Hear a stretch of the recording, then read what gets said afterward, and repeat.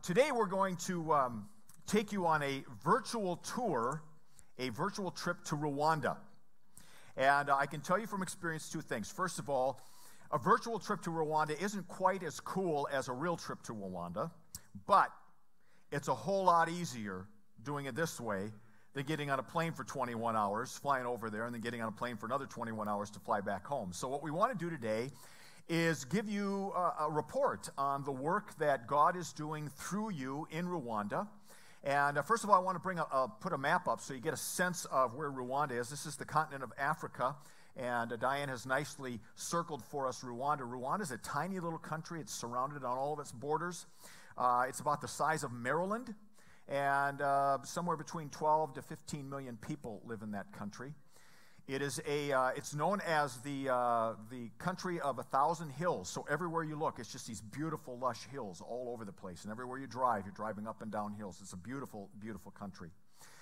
It experienced an apocalypse back 22 years ago in 1994.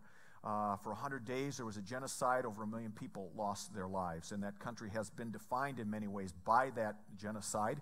But 22 years later, many amazing things have really happened, particularly in the city of Kigali, where the president and the leaders have really made a decision to make this one of these centers for technology and so on in Africa. Our involvement with Rwanda began right before the church started.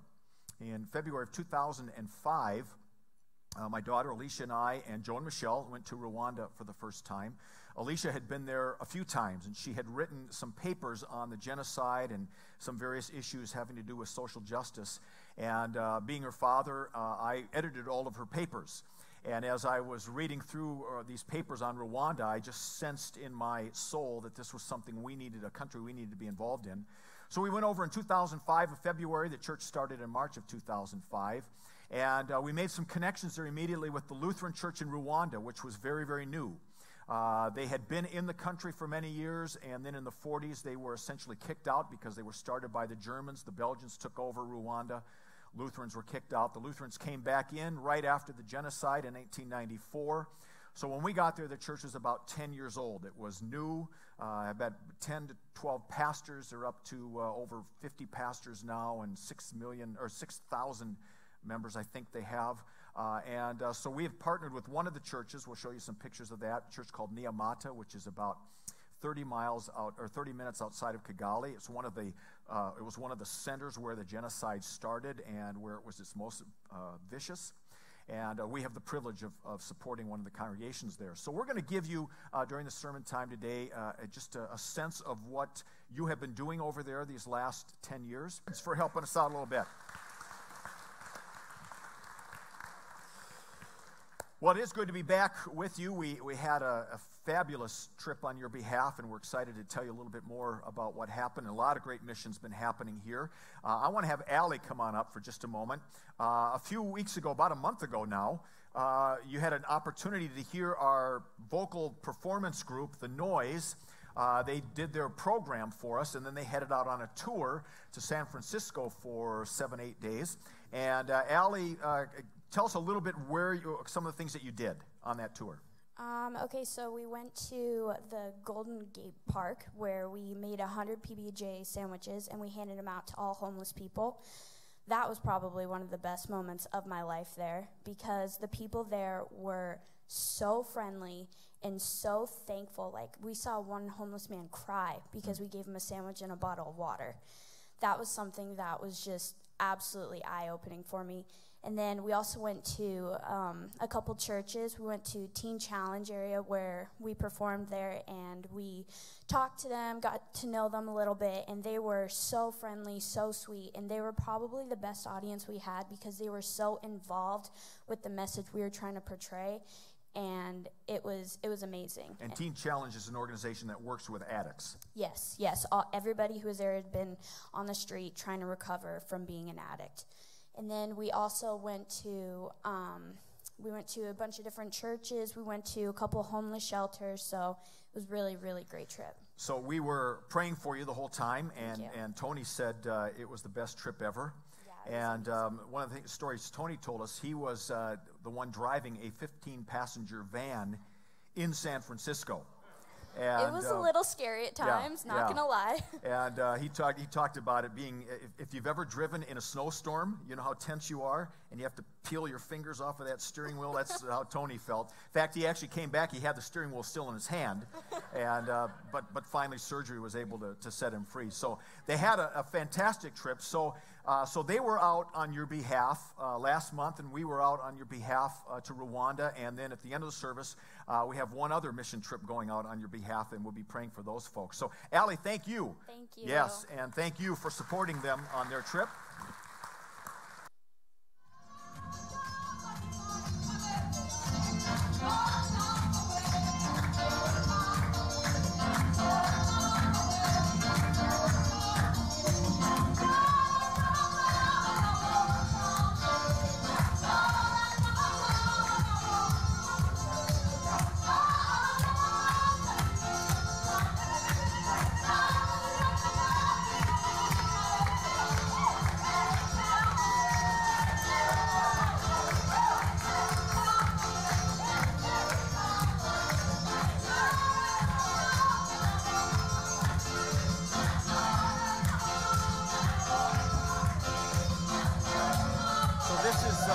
Some of the worship that we experienced in Niamata, and as you can see, it's kind of low-key. Their services are very interesting because they do a lot of dancing like that, and then they'll go into some very traditional stuff. The pastor wears a robe, he wears, and he uses a liturgy, and so they sort of move in and out of those kinds of things. That service lasted 2 hours, and that was a short one. That night we had dinner with someone, and the bishop of the Lutheran Church had been up in another area, and that service, I think, started at 9 in the morning, got done at 4 in the afternoon. Yeah, I know you're thinking, I'd love to be a part of a service like that. We don't provide food, so and no food. So what we want to do today is we want to take you sort of through the trip that we had. Not that we want this to be a travel log, but we want to share with you the things that God has been up to through you, because we were there on your behalf. And this is one of the missions that we have been involved in for 11 years now. And the folks who went with us, this is my daughter Alicia. She set up the whole trip. She's kind of the catalyst who got us involved in Rwanda to begin with. Julia joined us on the trip. And then Emily also joined us, and it was Emily's first time out of the country, let alone to Africa. She has been to Disneyland, but otherwise it was a pretty big deal. So this is a picture of us. You can see where are the pictures? There it is. No, it's there. All right, so you can see how happy we are because we haven't gotten on the plane yet. So we flew to Salt Lake City, and then we had a 10-hour flight to Amsterdam, and then a 10-hour flight down to Kigali. And the place where we stayed was quite nice, and we had a little snack and went to bed. And then we began our 5 days on the ground, and that started with a trip to a place called City of Joy. And a little later on, I'm going to let Emily tell you what she did. She and Alicia did something a little different in the morning time. But City of Joy was started by a friend of mine, Todd Ellingson, and his wife, Andrea. And Todd and I used to work together in another life at another church. And 7, 8, 9 years ago, 6 years ago, Todd felt the call, along with Andrea, to go to Rwanda. And they have, in the time that they've been there, started a school for some of the kids there, and they've also helped to build a church building. They don't oversee the congregation, but there's a pastor there who does. And then they have some property where they're growing things and so on and so forth. So it was a delightful day that we spent with them. This is a picture of the school. These are some of the students and what the school classroom looks like. I think Emily in particular was impressed by how well behaved all of the students always were at every moment. She's a second grade teacher. Yeah. And they were just wonderful. Next picture was sort of one of my highlights. So we had a number of women here who made dresses for the girls. And so we brought at least a suitcase full of dresses over to Africa. We had 2 suitcases. 2 suitcases, okay. Dresses and skirts. And then we also brought over some supplies for Todd and Andrea.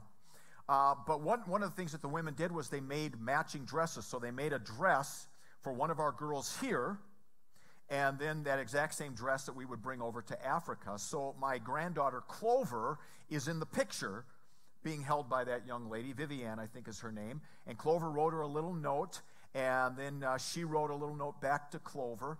And some of our other girls here had an opportunity too, but since I picked the pictures, that's the one I decided to pick. And it was a very tender moment for me where I had a chance to give her the letter from Clover and just bless her. And it was a nice connection for me and for us as a church to be able to do that for them. So, and for the women that participated, if you want to see some pictures of the other little girls, I have pictures in the back. Yeah. So I know and a lot so we of you gave all of those participated in that. dresses to Todd for them to give to all of their female students out there. Next picture. So this is a picture of Todd and his family, and then the rest of us. The gentleman on this side over here, that's Muzi Gura. He is the pastor of Niamata Lutheran Church, the church that we sponsor. And we were so grateful to have him with us for a couple days because he knew where places were, and he got us there safely. So that's their crew, and then those of us who were there. Next picture. So before I talk about this, so that evening then, it was 2 hours to Todd's place, 2 hours back, and then we had dinner with the bishop of the Lutheran Church and with several of his staff, and it was a chance for us to connect, to hear what's happening there with the Lutheran Church, and just to spend some time with them. The next day was a 3-hour trip one way to the medical clinic that we have been supporting in Mumea. Our first stop was with this gentleman here. He is the mayor of that area. And the reason why it was crucial for us to meet with him is because we have been working with an organization called Project Cure to send in refurbished medical equipment to the medical clinic. We, as a church, have raised all the funds for the shipping. The materials come free, but the shipping is about $20,000. So we've raised all that. For a while, it was real easy to get that stuff in. Now it's not so easy to get that stuff in. And so we met with the mayor to just say how important this is and to gain his support because he can make some things happen.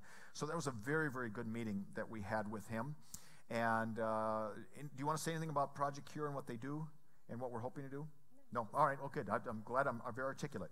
So the next picture then, this is what the medical clinic looked like 6 years ago. This is what we saw when we got there that day. Isn't that amazing? Now, here's what's really cool about this medical clinic. It's been overseen by Pastor John, who's one of the Lutheran pastors there. He's one of the first guys that we met 11 years ago.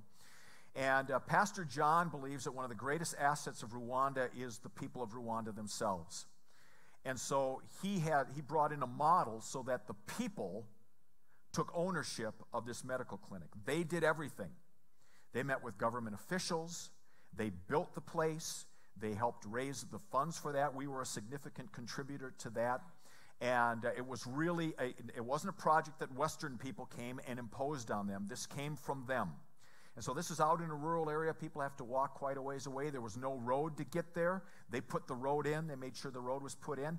The last, half mile or so wasn't quite done yet. And that's where we got what they call the Rwanda massage in the van. And we left our kidneys in that van, I think, after that part of the ride. But we were there, and we had an opportunity to bring in some supplies for them. So I'll let Alicia tell you just a little bit about that. So we were able to get 4 different bags from Project Cure. You give them a small donation, and then you can bring with the medical supplies. So even though the community built this clinic, the way Rwanda works, they have a national healthcare system. And so the government has to oversee it, which was why it was so important for John to teach these people in the village how to communicate with the government and with officials. So the government now oversees it with a lot of input from the members that actually made it. But even though the government oversees it, it's not very well equipped. So they had shown us what the government had recently sent, which was a lot of broken equipment. So when we came with these bags, the head nurse was showing us around, and he didn't really know what we were doing there because he was new, so he didn't remember. He hadn't been around when we'd been there before. He got the list, and in Rwanda, people, they really keep their feelings to themselves. They're not very demonstrative the way we are. And all of a sudden, you see this little teeny tiny smile out of the corner of his mouth. And he told us that it was a bunch of stuff that they had run out of, and they were very grateful. And not only that, he'd only looked at one sheet that we had brought, and he didn't realize that there was even more, that it was double the amount. So it was a really touching moment. These Nurses work their tails off. There's about 10 of them. They work around the clock. There's a doctor that visits maybe once a month for a few days. They do everything except for major surgeries. That has to be done at a hospital a little bit further away. So thanks to you guys, we were able to bring those medical supplies in, and it was a really huge boost to the morale of the people working there. So they have a tuberculosis room, they have a maternity place, and Julia will tell you about the little babies that they got to see a little bit later. They do all kinds of stuff, and these are basically the people who have put this together, who are staffing it, who are managing it. It's just a phenomenal project that we've been a part of, and we really wanted you to see some of that. So that was our So these are a lot of the people that helped build this don't even have secondary education. Right. And John taught them how to give proper reports, how to hold meetings. So it's just phenomenal to see what that empowerment model can actually look like. All right, next picture. That afternoon then, on the way back, we stopped by to see John's wife, Robin. She's from America, and she is a missionary with the Lutheran Church, and one of her missions was to start a school there. And so I remember years ago, John and Robin sitting in our living room talking with me and Jan about their dream of building a school. And we had a chance to see it. And they built much of it. They were building some dorms when we were there. And the young man standing there with the tie on, he took us around on a tour. And Alicia said, "Why are you here?" And he said, "Because this is one of the best schools in all of Rwanda." And so they've really done some good work in just, again, a short period of time, 5 or 6 years, to build several different buildings. And it was really good. And we had dinner with Robin then that night. The next day was Saturday. And Alicia, I want you to tell them a little bit what their fourth Saturday of the month is. So Rwanda has what they call mandatory community service. It's called Umuganda. It is built on the model from before the colonial period, where the village would come together and the village would be put in charge of making their community better. So it is mandatory in the sense that you can't get on the streets. You can't drive past 8 o'clock that day unless you have clearance from an official. So there's really not much else to do besides go and do your mandatory community service. And then afterwards, they come together and they have a meeting. So it's a way of disseminating information as well, once a month to everyone in the village. And as you see there, I know it looks like Pastor Tim was the only one doing work. No, let's just point that out for just a moment. You see Alicia, you see Julia, you see Emily, and then you see Tim. I just want to point that out. And I want to point out that Julia and Emily were the first ones to pick up a hoe and to help. And Emily did have several blisters and splinters in her hand. I will admit, I only spent a few minutes. Yeah. But Emily Julia actually and broke Emily, one of the hose. Yes, she did. Yeah, she was working that hard. It was a little embarrassing. I thought, oh no, Yeah. we're going to have to pay for that. But they put it back together on the spot. So this was actually an amazing day because we went out to Niamata, and we got there at 8 o'clock because you're supposed to be there at 8 o'clock. Nobody's there. We don't even know where to go. They tell us to go 5 or 6 different places. This is a very Rwandan experience where you show up at 8. It's supposed to start at 8. They tell you to go one place. You go that place. They say, no, it's the other place. Nope, go back the other place. Finally, after an hour of driving back and forth just between a few miles, we have to get out and walk on this road. We get there. It's around 9 o'clock, maybe a little bit later. There's one person working, one person. So we're like, okay, give us some tools. We'll start work. Well, sorry, I didn't, but Emily and Julia and Tim said they would start working. And then the next thing you know, within 10, 15 minutes, all of a sudden, there's just seas of people just all down, up and down. You see hundreds of people working. So just takes a little bit, but once the momentum's there. And I would like to point out that there were other foreigners there, especially because it was a big day for this community because they were celebrating handing out their national health cards. They'd done a really good job, so they had officials coming and people from the Ivory Coast, so there were a lot of dignitaries out.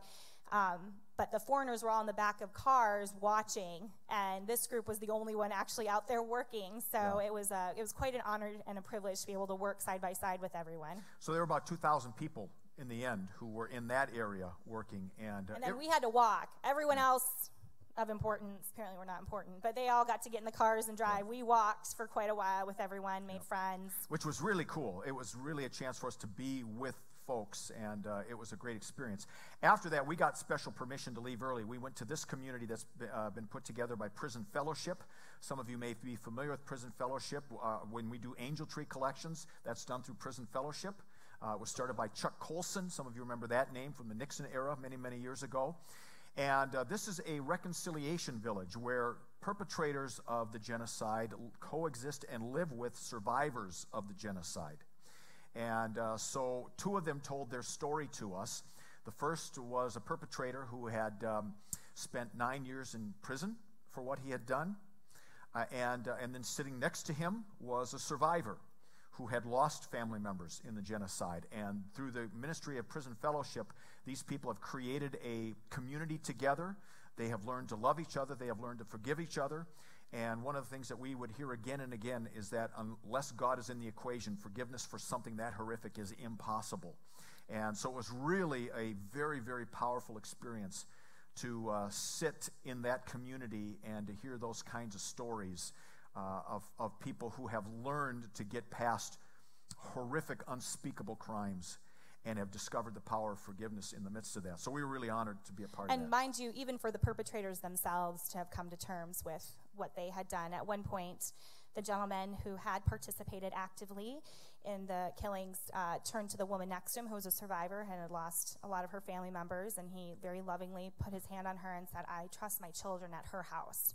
So the fact that he even feels comfortable in that community, they trust each other with their children, and they've really brought each other up. That's not to say everything's perfect and there's not post-traumatic stress that occurs, nor was it an easy process to get to. But with the grace of God, they are really trying hard to move forward and doing work with reconciliation around the world. It's just an amazing model that has done very well there. Next picture is of our worship service in Niamata on Sunday, and we really have had a profound impact on that congregation. And when we were there last time, we had a chance to see the toilet that they had built with our money. Not one that any of us would use, but it was nice for them. And then Muzi Guru, the pastor, has been able now to build a little house right next door so that he can be right there with the folks. And he's now started 2 other congregations. So he has 3 churches that he oversees. We've been a part of that. As you can see, they do dress their pastors up in traditional Lutheran stuff, and I didn't bring that. He had one for me to wear, and so I had an opportunity to preach there. And we did take a video of them saying hi to you, but it didn't quite turn out. This is the whole congregation that day, and they all wanted to say hi to you and how much they appreciate you. So that was a good morning. But this is only one church that Muzigura oversees. His whole parish is Niamata, but he how many churches now is 3. he to? He has 3 different churches. And the reason the toilet is very important is because some of those people are walking very far to come to church. So that's part of the reason to have a toilet there. And we just didn't eat for 4 days, so we didn't need to use bathrooms while we were there. All right, and then we had lunch with Pastor Muzigura and his leadership team, which was very, very nice. This was our last day in Rwanda, and we had an evening flight, and this was a very special experience as well that Alicia can tell you about. So in the traditionally Muslim community there, which is one of the more poor areas of Kigali, but it is one of the areas that was least touched during the genocide. A lot of the trauma and the massacres that happened occurred in Catholic and other Protestant churches. In the mosques, they were able to hide people because they were concerned that they had superpowers. This is what our guide told us. So that area was not as decimated during 1994, but they are still a very impoverished area. So after everything happened, these women came together and they were sort of like, how are we going to lift ourselves up out of this? And they decided to start, so those that could read started teaching others to read. They started coming up with different ways to make money. Someone who could sew would teach how to sew. So they've really come together and as a group have taught each other how to do things so that they can make money in their community. So our tour guide brought us around and showed us the entrepreneurial spirit of these women and the very different things that they were doing, how they were selling things, they were making things. So it was really an opportunity for these women to show off what they've done for themselves and how they've empowered themselves to to come forward out of the poverty they were living in. And they've really, Christians and Muslims, and they've come together to pull each other up out of poverty. So that tour ended with the next picture. We had one of the, I was going to show this, yes, thank you. Emily, being a teacher, if there were kids, that's where Emily was. So we were constantly having to drag her back into the group because she was always with the kids and did such a great job. But one of the women in the homes in that neighborhood cooked a meal for us. And they had some sweet potatoes and cooked bananas, and there was rice, and was it goat meat, or was there meat? There was some goat, yeah. Yeah. So the woman that prepared it, it's Ramadan, so she was not able to partake with us. But it was a lovely meal. She's an amazing cook. And you guys would be very proud. Pastor Tim did actually taste some of the food, and it was good, wasn't it? It was very good. It was delicious, so you would be proud. Well, I had a bite of a sweet potato, but it was very, very good, yeah. And then we went over to one of Alicia's favorite places in Kigali, which is the capital city, Speak I'm Listening, which started out of the genocide to work with particularly the widows of the genocide who had been traumatized and the children who had lost their families. And they've been doing great work for 20-some years now. And the little cards that we gave to the kids came from Speak I'm Listening. And Alicia's been great friends with Beatrice, who's shown in the picture there. And the other Beatrice who started the organization wasn't there. And that sort of closed out our time. And then there's a picture of us looking very happy in front of our hotel because we haven't gotten on the airplane yet. And ready to come on back I just want to home. point out Emily's shirt. I don't know if you guys can see that. She packed very well. It says home, and it's got a big thing of Arizona there. Anyway, she's we want to wrap up. I want to give Julia a chance to talk about one of her highlights, and Emily as well. And we've got a picture up there, I think, for Julia's highlight. So this is back at the clinic. Yeah, this is at the clinic in Mumeya. And even though the whole trip, there were so many pieces that were a highlight, but you have to pick one. And so I always gravitate to healthcare because that was my background a long time ago. And, you know, again, there was a tour, and Emily and I deviated from that tour because we saw kids and babies. And so we were talking to this grandmother, and she was so excited through the translator, so excited to have us come into the labor room and show us her twin granddaughters that were just born 2 days before. And so she was so proud, and we were so honored to be there, and she insisted we hold the babies, which Emily and I took each one. And as she says, tradition, you have to switch. You must hold each baby. And we did that, and those girls were so beautiful and so healthy, and we were just I was so excited to be there, but I don't know if those girls would have been as healthy without that clinic. So it was a really important piece. I think the clinic had a lot to do with it. And then I also had our guide translate that. I don't know if an American mom, most would even want a complete stranger holding their 2-day-old babies, but she was saying she was honored for us to do that, and, you know, we were honored to be able to do that. And we were very blessed to be there, and I was just excited. The clinic was just beautiful. So Emily's highlight was the first day we were on the ground, and there's a picture of her with her new friends. Yeah, go ahead. So I would just have to say that a morning like this is very surreal for me because about 8 years ago I was sitting here at Community of Grace and listening to these two talk about their trip to Rwanda, and I was looking at pictures and the videos, and it was then that God set my heart on fire for Africa and specifically for Rwanda.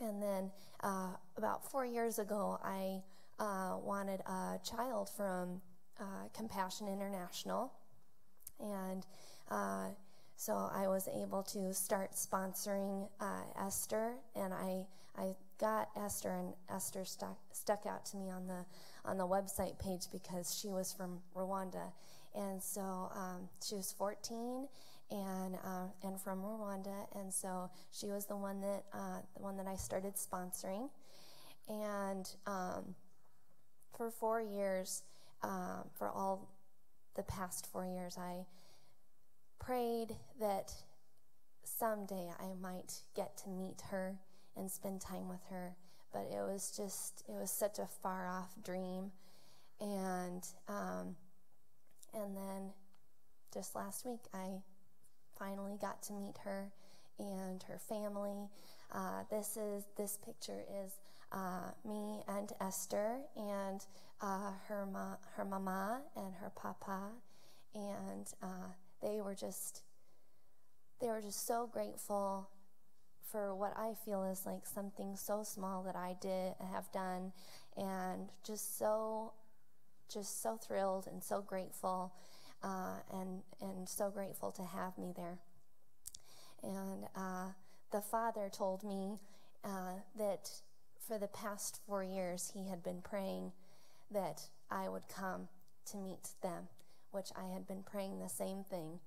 And so it was about an hour and a half, which I could have spent, whole, week there with her. But a whole hour and a half of just seeing her files and seeing that she's thriving and she's healthy, and she, her test scores before the sponsorship were so low, and she was not doing well in school, and then her test scores just skyrocketed when the sponsorship went on. And so it was just so good to see her, so good to see her family, and that she really is doing well.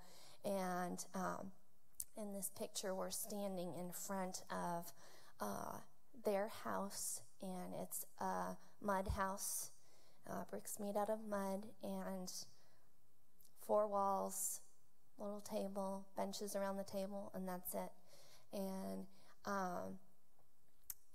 something that their family taught me, that many other Rwandans taught me, is that they have barely anything. They have nothing, but they are so faithful to our Father, and they are also just so generous. They're so generous, and they have nothing, but what they do have, they give away.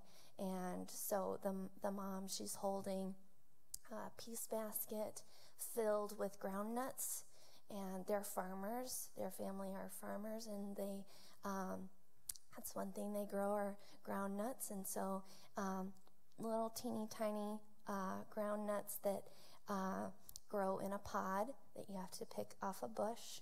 And so they're picked off a bush and picked out of the pod and filled that whole huge basket for me. And it was very humbling, and just like I say, they're very, very generous and very faithful. And so I got to meet their whole family, and it was just such a wonderful experience, and just so good to see how good God is, and God's provision. And so the whole time it was just me telling her I love her, and them telling me they love me, and it was just a love fest the whole time. So it was very good.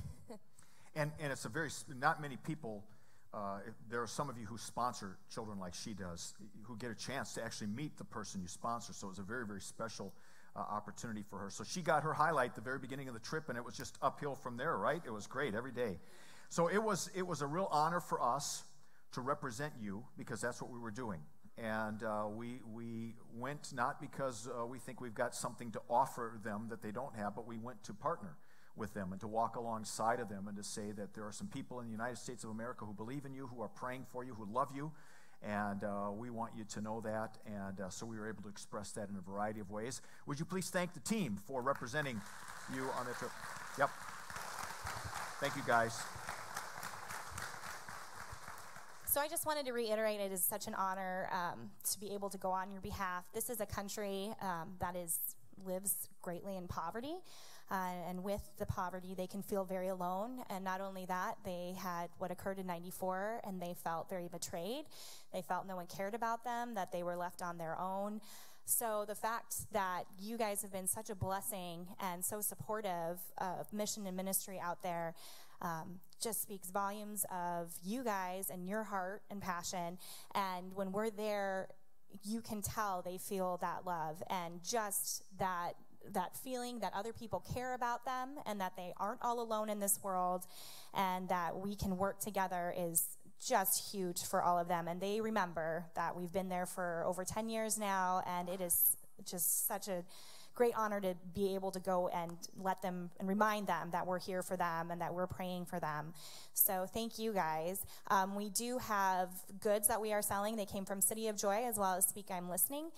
We've paid up front for all of that, so all of the money now goes back to replenish our Rwanda account so that when we go back we can buy more goodies and sell them to you guys. So that money has already gone to the women who have made the goods, so it's sustaining their livelihood right now. Great, very good. Well, I know you've been standing for a while, so as we get ready for communion, I'm going to ask you to do something that we did in Rwanda.